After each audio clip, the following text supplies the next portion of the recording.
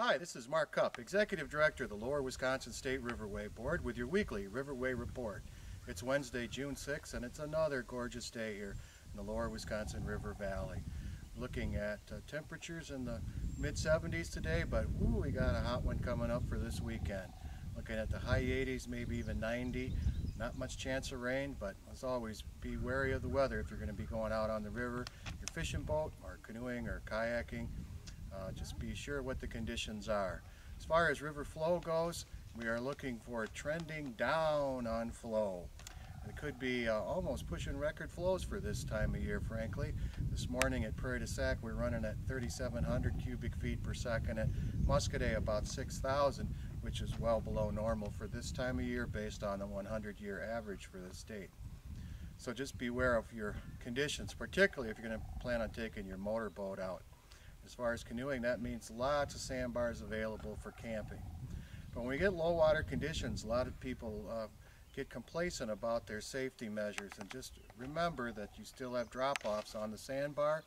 You have to be cognizant of where your children are at all times and make sure they have their life jackets on, as well as those adults who are poor swimmers or can't swim at all. Safety first, remember that. When you're out there too, we're in June, and we have lots of this stuff in the Riverway.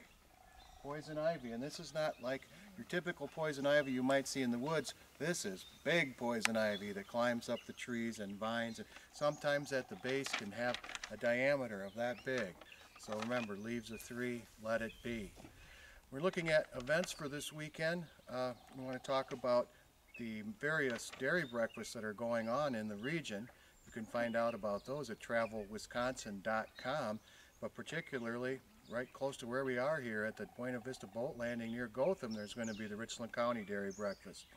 In Lone Rock, they'll be having a Civil War reenactment this weekend.